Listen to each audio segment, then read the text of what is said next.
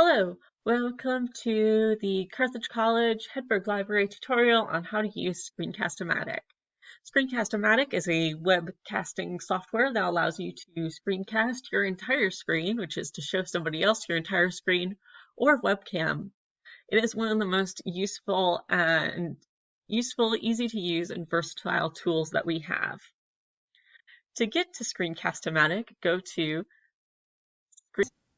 Screencast-o-matic.com/Carthage College. You'll see this. You'll need to sign in with your Carthage College account. That way we and they know that you are associated with us.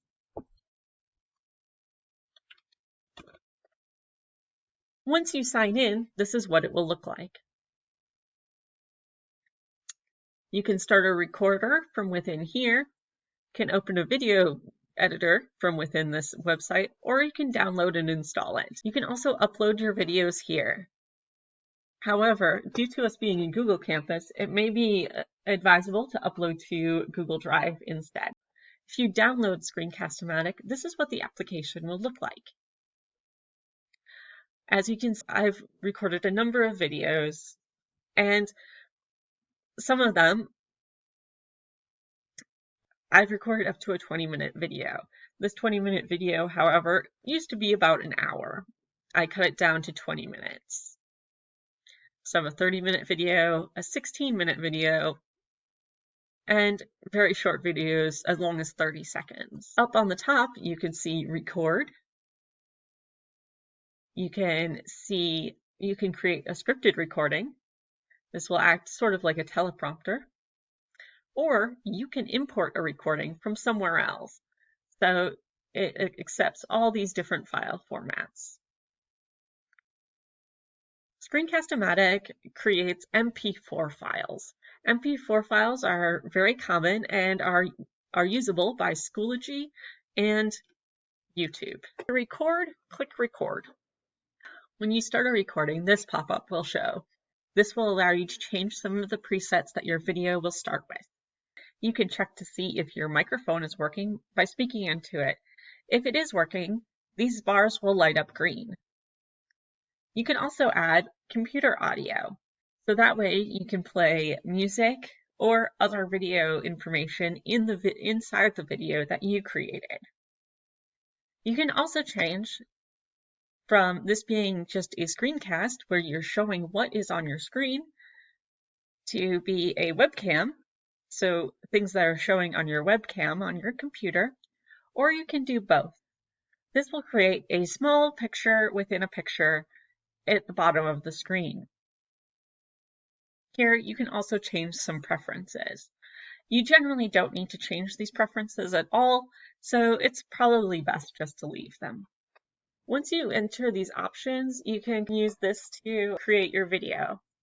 Once your video has been created, what you can do is open up your video and edit it. You'll be given an option as soon as you're finished whether you want to save this video or edit it. In this case, I just saved it. I didn't edit it at all. So I'm going to edit this. You have a large number of options available to you. You can cut the video, you can create a copy and move it to a different location if you want. You can hide your cursor or your webcam. You can insert a new recording, an existing recording, or you can just paste a recording into the video. You can narrate over a section of the video. You can add overlays like texts, images, or highlights. You can replace videos, or you can freeze a frame. You can speed it up and slow it down. You can add transitions, and you can change the volume.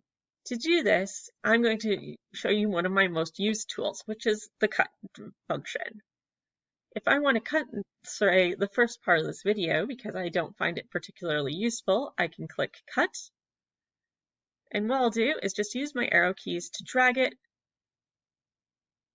to wherever I want to cut to. I can also say I want to start my video right here. To test this, I hit preview and it will play a little bit of the video before and a little bit of the video after to make sure my cuts are working appropriately. If I hit OK, you'll see that a cut is located right here with this red dotted line.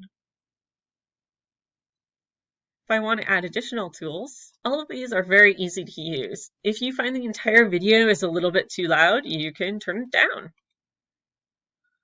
So if I want, I'll just hit select all. I think the whole thing is a little loud, so I'm going to turn it down slightly. And then I can preview it and test the volume. If I think that's appropriate, I'll hit OK. This tool is incredibly useful for people who are recording their lectures for later views. I recommend trying it out and playing around with it a little bit. It is very versatile and very easy to use.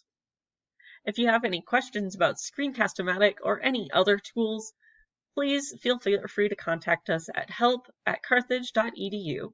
I hope you have a nice rest of your day.